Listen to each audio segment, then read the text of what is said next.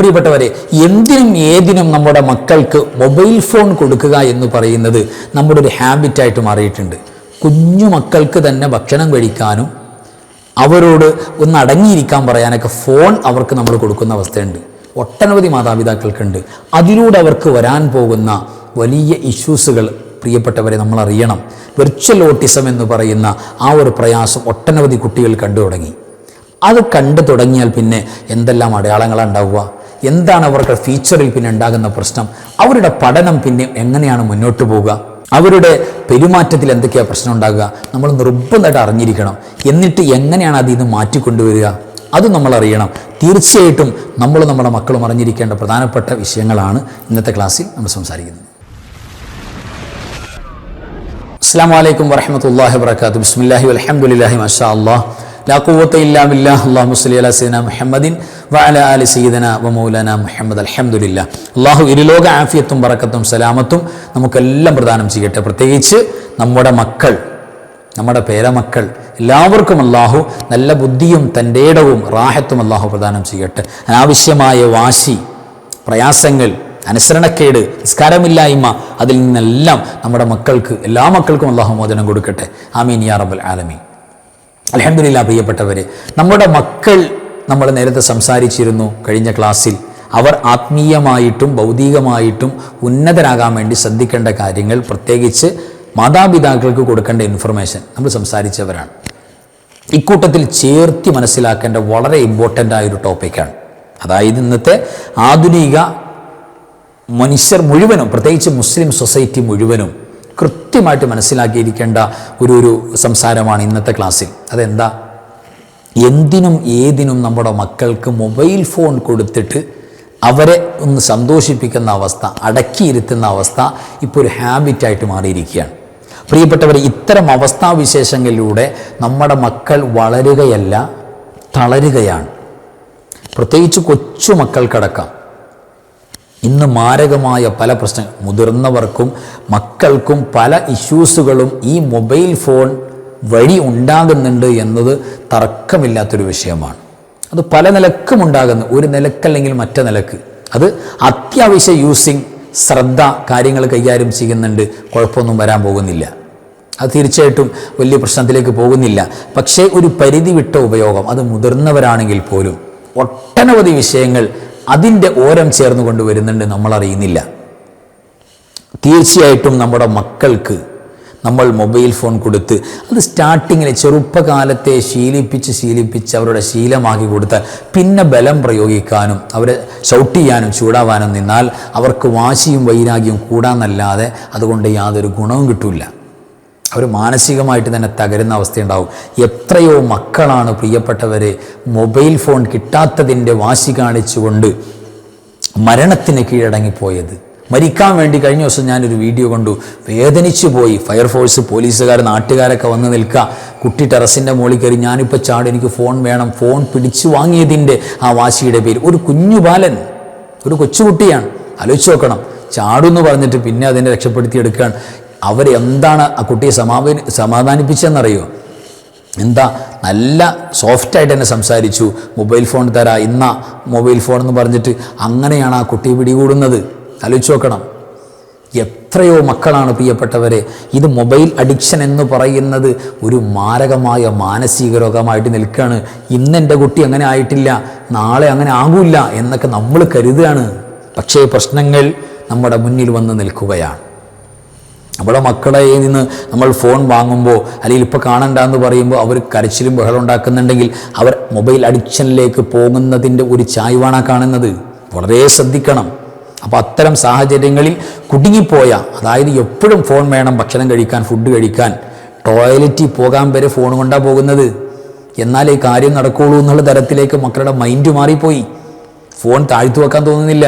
അതിനു വേണ്ടിയിട്ട് പ്രത്യേക ഒരു ഫോൺ തന്നെ നമ്മുടെ വീട്ടിൽ സംവിധാനിച്ചു. എക്സ്ട്രാ വാപ്പ ഉമ്മ വേറെ ഫോൺ വാങ്ങി.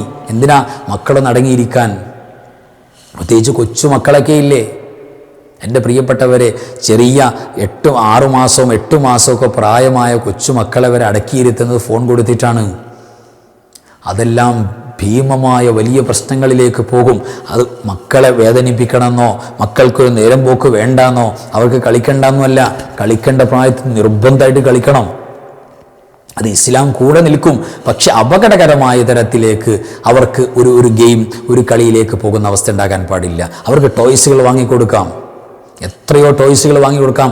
ജീവികളുടെ രൂപം ഇസ്ലാം വിലക്കിയിരിക്കുന്നു. അത് ഉണ്ടാക്കലും അത് പ്രദർശിപ്പിക്കലും വക്കലുമെല്ലാം ജീവികളുടെ ജീവനുള്ളവരുടെ രൂപം പക്ഷെ മക്കൾക്ക് വേണ്ടി അനുവദിച്ചു എന്നാണ് മഹദിയായ ആയിഷത്ത് തുഹ്റ റളിയല്ലാഹു തആല ആയിഷ റളിയല്ലാഹു തആല കളിച്ചിരുന്ന പാവയെക്കുറിച്ച് കിതാബിൽ കാണാം.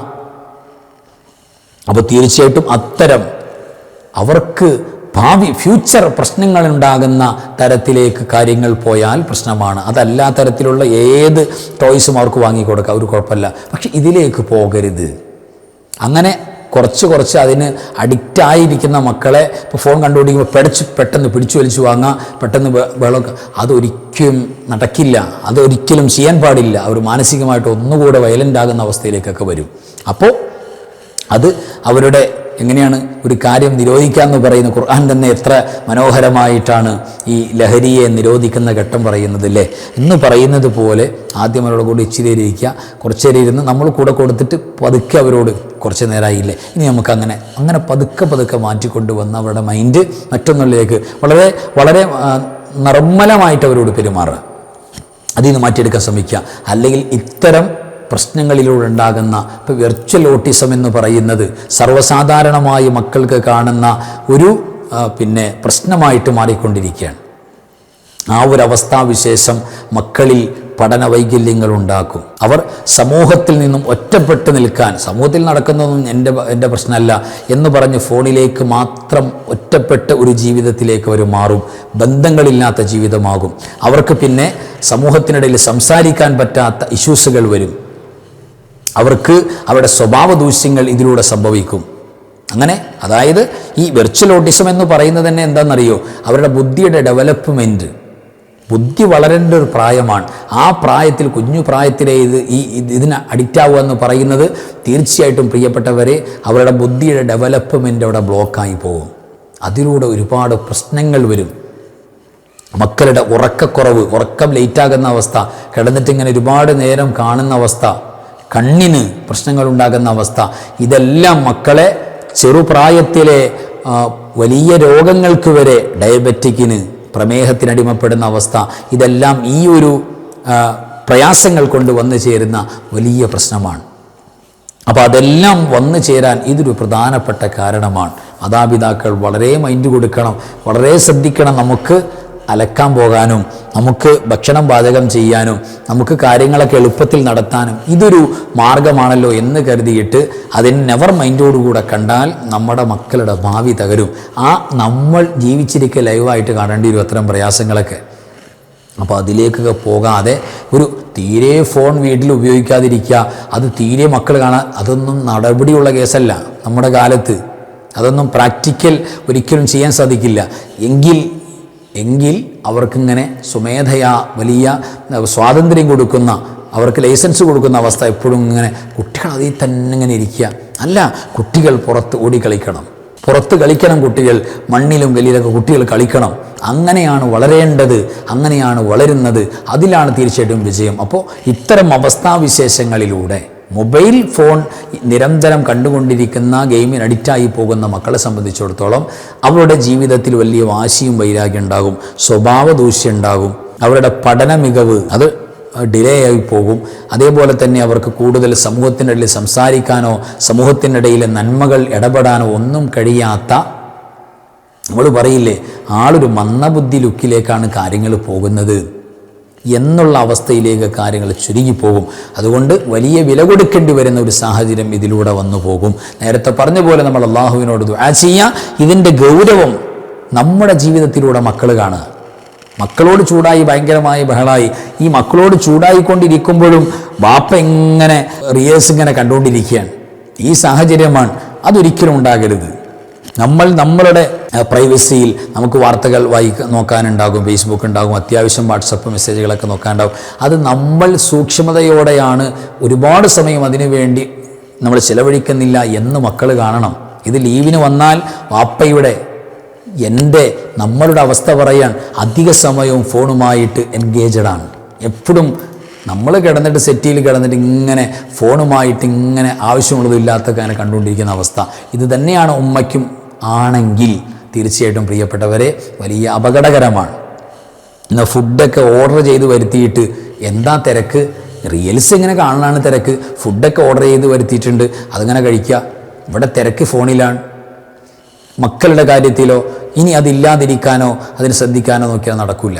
അപ്പോൾ ഈ ഒരു അവസ്ഥയിൽ വളരെ ഏതൊരു കാര്യവും അതിൻ്റെ മധ്യനിലപാട് ഖൈറുൽ ഉമൂരി ഔസത്തുഹ, ഒരു മീഡിയം നിലക്ക്. ഭയങ്കര മുകളിലേക്ക് പോയാലും തീരെ ഒരു ബന്ധമില്ലാതെയായാലും കുഴപ്പമാണ്. അപ്പോൾ തീർച്ചയായിട്ടും നമ്മൾ സാധാരണ വലിയ വായിൽ പറയാറുണ്ട്, എൻ്റെ മോന് എല്ലാം അറിയാം, അവന് മൊബൈലും അറിയാം, ടാബും അറിയാം, സിസ്റ്റം ക്ലിയർ ചെയ്യാനും അറിയാം, അവനങ്ങനെ ഒരുപാട് ഏത് ഓപ്ഷനും അവൻ എടുത്തു തരും എന്നൊക്കെ പറഞ്ഞിട്ട് നമ്മൾ പറയും. കുഞ്ഞുനാളിൽ അവൻ ഒരുപാട് അതിൽ എക്സ്പീരിയൻസ് നേടിയിട്ടുണ്ട്. കാരണം ഒരുപാട് സമയം അതിൻ്റെ പേരിൽ ചിലവഴിക്കുകയാണ്. അതൊക്കെ വലിയ സാരമായി ഫിസിക്കലി മെൻ്റലി വലിയ പ്രശ്നങ്ങൾ ഉണ്ടാകും. അതുകൊണ്ട് അത്തരം അവസ്ഥയിലേക്ക് പോകാതിരിക്കാൻ നമ്മൾ ഒന്ന് ശ്രദ്ധിച്ചു കൊടുക്കണം. ഈ സാഹചര്യം അങ്ങനെ ആയതുകൊണ്ട് പറയാൻ കൈവിട്ടു പോകുന്ന അവസ്ഥയിലേക്കാണ്, അതുകൊണ്ട് ശ്രദ്ധിച്ചു കൊടുക്കണം. അല്ലാഹു സുബ്ഹാനഹു വ തആല അത്യാവശ്യങ്ങൾക്ക് കാര്യങ്ങൾ ഉപയോഗിക്കുന്ന തരത്തിൽ, അത്യാവശ്യം അല്ലാഹു ചെയ്തൊരു നിഅമത്താണ്. നമ്മുടെ ആവശ്യങ്ങൾ ഒരുപാട് നടക്കുന്ന ഒരു സംഗതിയാണ് മൊബൈൽ ഫോൺ. അള്ളാഹുവിൻ്റെ സംവിധാനമാണ്. ഇതൊന്നും അള്ളാഹ് അറിയാതെ ഇറങ്ങിയതല്ല. ആ സംവിധാനത്തിലൂടെ നന്മകൾ മാത്രം ഉപയോഗപ്പെടുത്തുന്ന തരത്തിൽ നമ്മൾ അങ്ങനെയാകണം. മുതിർന്ന ആളുകൾ അഡിക്റ്റായി പോവും. റീൽസ് കാണാതിരിക്കാൻ പറ്റില്ലാത്തൊരു സാഹചര്യമുണ്ട്. ഒരു മിനിറ്റ് കിട്ടിയാൽ നമ്മൾ റീൽസായി നോക്കുന്നത്. അല്ല ആഗോളതലത്തിലുള്ള വാർത്തകൾ നോക്കിയിട്ട് പടച്ചോനെ ഇനി ആരെയെ സഹായിക്കാൻ പറ്റുക, ആരാ വിഷമിച്ച് കിടക്കുന്നത്, ഇതല്ല നമ്മുടെ പരിപാടി. നമ്മൾക്ക് ബന്ധങ്ങളില്ല. ട്രെയിനിൽ കയറിയാലും നമ്മൾ കാർ ഓടിക്കുന്നവരും ബൈക്ക് ഓടിക്കുന്നവർ തന്നെ ഒരു കയ്യിൽ ഹാൻഡിൽ പിടിച്ചിട്ട് മറു കയ്യിൽ എന്ത് ചെയ്യുക, ഈ ഫോണിലിങ്ങനെ മെസ്സേജ് വായിച്ചിങ്ങനെ നോക്കിയിട്ടാണ് വരുന്നത്. എത്രയോ അപകടങ്ങളാണ് ഫോണിലൂടെ മൊബൈലിലൂടെ സംസാരിച്ച് മറ്റുള്ളവരുമായിട്ട് കോണ്ടാക്ട് ചെയ്ത് ആ സംഭാഷണത്തിനിടയിൽ അപകടത്തിൽ പെട്ടുപോകുന്നത്. അല്ലെങ്കിൽ ഇടയ്ക്കൊന്ന് വാട്സപ്പ് നോക്കിയത് എത്ര അനുഭവങ്ങൾ, ആയിരക്കണക്കിന് അനുഭവമുണ്ട്. ചുമ്മാ ഒന്ന് വാട്സപ്പ് ഒരു മെസ്സേജ് വരുന്നത് കേട്ടു, പെട്ടെന്ന് എടുത്തു നോക്കിയത് നോക്കുന്ന ആ ഒരു സെക്കൻഡ് കൊണ്ട് നമ്മുടെ വാഹനം എത്ര മൂവ് ചെയ്യുന്നുണ്ടെന്നറിയോ, എത്ര മുന്നോട്ട് പോകുന്നുണ്ട്. അതിനിടയിൽ നടക്കുന്ന പെട്ടെന്ന് നമുക്ക് ബ്രേക്ക് ചെയ്യാൻ പറ്റില്ല, വലിയ അപകടത്തിലേക്കൊക്കെ പോകും. ഈ സാഹചര്യങ്ങളെല്ലാം ഒരു തരത്തിൽ പിശാചൊക്കെ ഒരുക്കിത്തരും നമ്മൾ തകർന്നു പോകാൻ. ശ്രദ്ധിച്ചു കൊടുക്കണം. അതിനിടയിലൂടെ നമ്മൾ നന്മകൾ കാണണം, സുഹൃതങ്ങളെ ചെയ്യാവൂ, അവരവസ്ഥയിലേക്ക് മാറണം. അല്ലാഹു സുബ്ഹാനഹു വ തആല എല്ലാ നന്മയും നമുക്ക് നൽകട്ടെ, എല്ലാ തിന്മയും ശർറും അല്ലാഹു നമുക്ക് കാവൽ നൽകട്ടെ. ആമീൻ യാ റബ്ബൽ ആലമീൻ. വആഖിറു കലാമി അൽഹംദുലില്ലാഹ്. അസ്സലാമു അലൈക്കും വറഹ്മത്തുള്ളാഹി വബറകാതുഹു. ബിസ്മില്ലാഹി മാ ശാ അല്ലാഹ് ലാ ഖുവത ഇല്ലാ ബില്ലാഹ് മാ ശാ അല്ലാഹ് കുല്ലു നിഅമതിൻ മിനല്ലാഹ് മാ ശാ അല്ലാഹ് അൽ ഖൈറു കുല്ലുഹു ബിയദില്ലാഹ് മാ ശാ അല്ലാഹ് ലാ യസ്രിഫു السوء إلا الله بسم الله ما شاء الله لا قوة إلا بالله ما شاء الله كل نعمة من الله ما شاء الله الخير كله بيد الله ما شاء الله لا يصرف السوء إلا الله بسم الله ما شاء الله لا قوة إلا بالله ما شاء الله كل نعمة من الله ما شاء الله الخير كله بيد الله ما شاء الله